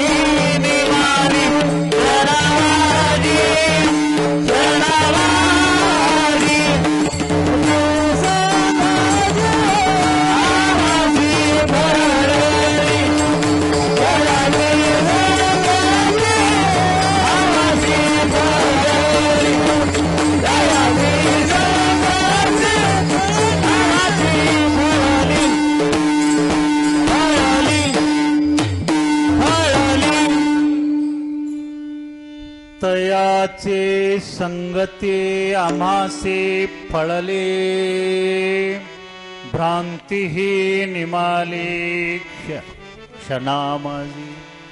तुमच्या आमच्या सामान्य जीवाला जर सर्वात मोठी भ्रांती कोण असतील तर ती जन्ममृत्यूची आहे. एक वेळेस आम्ही जन्मलो की मृत्यूचा विसर पडते आपल्याला, हीच मोठी भ्रांती आहे. केवळ विषय सुखाच्या पाठीशी लागून त्या मृत्यूच्या खऱ्या सुखापासून आपण दूर होतोय. राष्ट्रसंताचं चिंतन होतं, जसं तुम्ही जन्माला आलो त्याच्यापेक्षा 1000 पटीनं प्रेमानं त्या मृत्यूला सामोरं जा. आणि त्यांच्याबद्दल ते ज्वलंत दृष्टांची माझ्या अनुभूतीतला, मी स्वतः त्यांच्या सोबत होतो, एवढं सांगून आपलं कीर्तनाचा निश्चयवट. कर्मधर्म संयोगानं खालच्या मठामध्ये काही लिखाण काम मी करीत बसलेला होतो. एवढ्यामध्ये इस्लापूर गावची मंडळी आली. 10-12 मंडळी होती. महाराज आप्पाचं दर्शन घेतले, आप्पांनी आशीर्वाद दिला, बसले. कुठले तुम्ही? इस्लापूर. काय येणं केलं? तिथल्या प्रमुख माणसानं सांगितलं, आप्पा माझ्या आईचं वय 116 वर्षाचं होतं. माझी आई शिवाक्य झालेली आहे, समाधी बांधून तयार झालेली आहे. त्या आईच्या समाधीवर तुमच्या हातानं लिंगस्थापना करायची आहे, तारीख आम्हाला हवी आहे. आप्पानं डायरी काढले, चटकन तारीख दिली. मला आश्चर्य वाटलं. 10 वेळेस विनंती केल्याच्या नंतर आप्पाची तारीख मिळत नव्हती, एवढ्या लवकर तारीख मिळाली म्हणजे तो माणूस भाग्यवान आहे. बोलता बोलता त्यांनी सांगितले, आप्पा त्या दिवशी संध्याकाळी कीर्तन करायला कोणी कीर्तनकार असला तर आम्हाला सांगा. योगायोगानं मी बसून होतो नामदेवांना. आप्पांनी सहज हात केला आणि सांगितलं, तेव्हा ती येते का विचारा. ती मला विचारले, बाबा या दिवशी आप्पास. हो ठीक आहे येतो. कारण कार्यक्रम संपत आलेले होते, कार्यक्रम संपले, पेरणी जवळ येत होती. महाराज ठीक आहे येतो मी. आप्पानं मला सांगितले, तू जांबाला येऊन थांब. त्या दिवशी बरोबर मी जांबाला थांबलो. आप्पाच्या गाडीमध्ये इस्लापूरला गेलो, पोहोचलो. दिव्यांनी भव्य अशा प्रकारची आप्पाची मिरवणूक झाली. संध्याकाळी कीर्तन झालं, आप्पाचं प्रवचन झालं. गरमी जास्त असल्यामुळं स्लॅबवर वरच्या मजल्यावर आप्पाला पलंग टाकलेला होता. आप्पाच्या जवळ मी सतरंजी टाकून झोपलेला होतो. डोळा लागून जास्तीत जास्त 1 तासाची वेळ झालेली असेल. आप्पा लटकन उठले आणि हाक मारली, बाबराव उठा. मला धस केला. आप्पाची प्रकृती काय अस्वस्थ झाली का, वयाच्या मनानं काय पोट बिघडलं, काय झालं? मी उठलो. आप्पा काय? हां उठा उठा. उठलो. मी लुंगीवरून बनेनवर. आप्पाच्या अंगावर एक लुंगी, एक बंटी होती. पायात आप्पानं वाहन घातले, या माझ्या मागं. मी तसाच निघालो लुंगीन बनेनवर. खाली बरीचशी 100-200 लोक. तेवढ्या मोठ्या गावला उद्या गावजेवणाचा प्रसाद होता. कोणी स्वयंपाक करते, कोणी पाणी भरते. मोठ्या माणसाच्या घरची कामं तिथं काय बघायची. खाली डेळजाला माझं चप्पल सोडलेला होता, पायात घातलो. लोकही कोणी काही म्हणणार, आप्पा ह्या टाइमला का बाहेर पडले. वाड्याच्या बाहेर पडल्याच्या नंतर आप्पा पुढे चलत होते, मी मागं जात होतो. थोडं मी मागं पडलं की असं करावं. मी अचंबित झालो, आप्पा या वेळेला कुठं येत आहेत? बरं काही मनाची बी हिंमत नका. गावच्या बाहेर पडलो. तो प्रसंग आजही माझ्या समोर उभा टाकतोय. आप्पा पुढे चालत होते, मी मागं जात होतो. गाव सोडून 3 किलोमीटर गेलो. बोलायची ताकद होईना. आप्पा चलत होते, मला धापे येत होते. हा प्रसंग काही 10 ते 12 वर्षाच्या खालचा असेल. नंतर आपण दिंडीमध्ये चालायचं बंद केलं नामदेवांना. बऱ्याच अंतरावर गेल्याच्या नंतर आम्ही जात असताना डाव्या बाजूला जुनं हेमाडपंथी महादेवाचं मंदिर होतं. विशाल जुने वृक्ष होते, घोबडं गमत होते, काही पाखरं किलबिल करत होते. त्या मंदिराला डाव्या हाताला सोडले ना आप्पा थोडं पुढे गेले, मला हाक मारली. चांद चांगल्या प्रकारचं पडलेलं होतं. आप्पाच्या जवळ गेलो. तो धबधबा मला दिसला नाही, पण त्या धबधब्याच्या थिलंग्यानंच आम्हा दोघांची आंघोळ झाली. शस्त्रकुंड धबधबा तुम्हाला माहित असेल. शस्त्रकुंड धबधब्याच्या अलीकड महाराष्ट्र आणि पलीकड विदर्भ आहे. अलीकडल्या बाजूला शंभू महादेवाचं दिव्य अशा प्रकारचं मंदिर आहे आणि पलीकडल्या बाजूला अंजनी सुत हनुमंताचं मंदिर आहे. परत निघालो. अंगावाट पाणी गळत होतं. पुन्हा असं आप्पाच्या मागे निघालो. मग शिवमंदिराच्या जवळ आले. तो प्रसंग आजी, आता त्या मंदिराचा जीर्णोद्धार खूप मोठा झालाय ती गोष्ट वेगळी, त्यावेळेसचा प्रसंग सांगतोय. सळयाचं कवाड होतं महाराज, लाकडी. आप्पानी ते कवाड काढलं आणि आत ढकललं. आप्पा पुढे गेले, मी माग गेलो, पादत्रानं बाहेर सोडलो. आप्पा आत गेले, नंदीच्या आणि त्या भगवान शिवप्रभूच्या शिवलिंगाच्या मध्ये पद्मासन घातले, निवांत बसले. ते झाडं ते त्या चांदण्यामध्ये मला वगारासारखे आवा माग्या मोहळावरी त्या झाडाला दिसत होते. माझं शरीर थरथर कापत होतं. डेकमळीला तकवा दिलून मी तसाच थांबलो. अर्धा तास गेला, पाऊण तास गेला. उठाई म्हणायची ताकद नाही आपल्यामध्ये. का बसले, काय बोलले, तिथं काय घडलं ते आप्पाच्याच जीवाला माहीत. उठल्याच्या नंतर आप्पा म्हणले चला आता. मग माझा स्वभाव थोडा फटकळ इतरासारखा नाही बरं. आप्पा सकाळी बी आपण गाडी घेऊन निवांत आलो असतो. एवढ्या रात्री बेरात्री इथे यायची गरज काय होती, आणि ती चालत या वयामध्ये. मी का आणलंय तुला कळलं? ही घटना तुझ्यासारख्या कीर्तनकाराला आठवणीत राहावं. 1954ला मी याच गावात आलेला होतो. दिवस अस्तमानाची 4 वाजताची वेळ होती. मी सगळ्या गावानं फिरलो, पण कोणीच मला बोलायला तयार नव्हतं. कोणी जवळ येऊ द्यायला तयार नव्हतं. मी केवळ अभ्यासाकरता फिरत होतो. कुठं कुठं माझा समाज आहे, कुण्या कुण्या गर्ततेमध्ये पडलेला आहे हे पाहत होतो. दिवस अस्तमानाची वेळ व्हायला लागली, कोणीच मला बोलत नव्हतं. त्यावेळेस एका मुखियानं गावच्या सांगितलं, हे बाबा तुमच्या अंगावर भगवे कपडे, तुम्ही गोसाई याव, एकतर मारुतीच्या पारावर थांबा, नाही तर गावच्या बाहेर महादेव मंदिरात जा. मला त्या गावचा वीट आला. या गावातल्या हनुमान मंदिरापाशी थांबण्यापेक्षा शिवारातल्या महादेव मंदिरात गेलेलं बरं. ह्याच रस्त्यानं जसं आलो तसं मी गावाच्या बाहेर पडलो. शेतातून लोक गावात जात होते, मी गावातून बाहेर येत होतो. गटलेला माणूस म्हणावं, कुठ चालाव महाराज? महादेव मंदिरात. मग उद्या काम हाय हा मला. प्रत्येक माणूस 20-1 माणूस असेच बोलले. शेवटी याच मंदिरात आलो. याच शस्त्रकुंडाच्या थिलंग्यावर स्नान झालं, लिंगपूजा केली, कोरडा प्रसाद घेतला आणि सरळ आलो या मंदिरामध्ये बसलो. हे विशाल झाडं इथं एवढं मोठं भव्य, डोळा लागत नव्हता. शेवटी पद्मासन घातलं आणि भगवान शिवप्रभूने त्या नामामध्ये मी चिंतनामध्ये तल्लीन झालो. रात्री 12ची वेळ असेल. हेच कवाड मी मधून कोंडी लावलेली होती, पण कर्रकन वाजलं. आप्पा सांगत होते, माझ्या अंगाला घाम फुटलेला होता. तरी आप्पानं माझ्या पासा खांद्यावर हात ठेवून मला सांगत होते, हे घाबरत नाही. कर्रकन कवाड वाजलं. भरररररर असा आवाज वाजत वाजत माझ्या पाठीच्या मागं आला. हाताचं अंतर असेल, मी मागं पाहिलं नाही.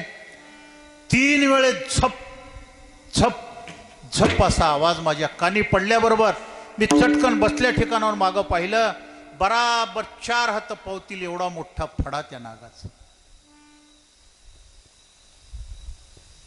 मानेवर 10चा आकडा काढलेला. मी ठरवलं, ज्या परमेश्वरानं मला जन्म दिलाय माझा अंत आहे, मृत्यू ही अटळ आहे, मृत्यूला कधी भ्यायचं नाही. तुम्हा आम्हाला भ्रांती कोणती पडले? जन्म मृत्यूच्या भ्रांतीमध्ये तुम्ही खरं अडकवलंय. या संसारामधलं सगळ्यात मोठी भ्रांती जर कोणती असेल तर ती जन्माची आणि मृत्यूची आहे. मी थोडा वेळ विचार केला, त्याच्याकडे पाहिलं, दोन्ही हात जोडून नमस्कार केला. बाबा तू आलायस ना, तुझं काम तू कर, नाही तर माझं काम मला करू दे. नमस्कार करून एवढा शब्द वापरला, ती जागा हीच आहे बाबू, हीच जागा आहे. तो प्रसंग आजही आठवतोय सज्जनो. आप्पा सांगत असताना असं करून सांगत होते, हीच ती जागा आहे, हीच ती जागा आहे. पुन्हा 3 वेळेस फणा आपटला आणि बिचारा वापस निघाला. या दारामधून जात असताना दाराचा करररररर आवाज येत होता. आता ते जनावर केवढा असेल विचार करा. मला घाम फुटला आणि मी सहज विचारला, आप्पा त्याचे डोळे केवढाले होते? पकानाच्या मोठ्या गोटी एवढाला एक डोळा होता. तो निघून गेला. काय मला नागेशाचा साक्षात्कार झाला मलाही कळलं नाही. मी तिथंच आडवा झालो, जे गाढ झोप लागली. सकाळी मला जाग आला त्यावेळेस याच मंदिराच्या बाहेरच्या भिंतीहून 25 पोरं वरी चढून बाहेरले माणसं विचारत होती, हाय का गेलंय र? आवाज ऐकला आणि मी लटकन उठून बसलो. ती तरुण पोरं बाहेरच्या माणसाला सांगित होते, आज जित्ता है जित्ता है जित्ता है. दार काढून ती मंडळी आत आल्याबरोबर सर्वांनी माझ्या चरणावर लोटांगण घातलं. का माझ्या पाया पडतेत मलाही कळत नव्हतं. सगळ्या लोकांनी माझं दर्शन घेतलं, बाहेर आणून वट्ट्यावर बसवलं. अर्ध्या तासामध्ये गावातून सजवून बैलगाडी आणली, त्या बैलगाडीवर मला बसवलं.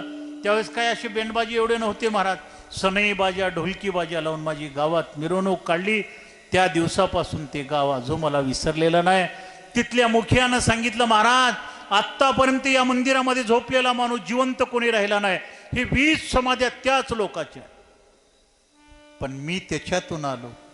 मृत्यूला जो भीतोय तो खऱ्या सुखाची प्राप्ती करू शकत नाही. ना अंतकाळी आपण पाहिलं सज्जनो, या माऊलीनं मृत्यूला स्वतःहून स्वीकार. काय घडलं ते तुम्ही आम्ही जाणू शकत नाही. पण महाराजांनी अन्न पाणी सोडलं आणि तुमच्या आमच्यातून विदा घेऊन ते शिवलोकाला गेले. अशा महान संताच्या संगतीत आपण आलो. आपलं भाग्य मोठं आहे. लक्ष्मण महाराज हात जोडून तुम्हाला विनंती करतायत, आता काही करू नका. रात्रंदिवस त्यांच्या नामाचं, त्यांच्या कर्तृत्वाचं, त्यांच्या आठवणीचं चिंतन ठेवा. म्हणून अभंग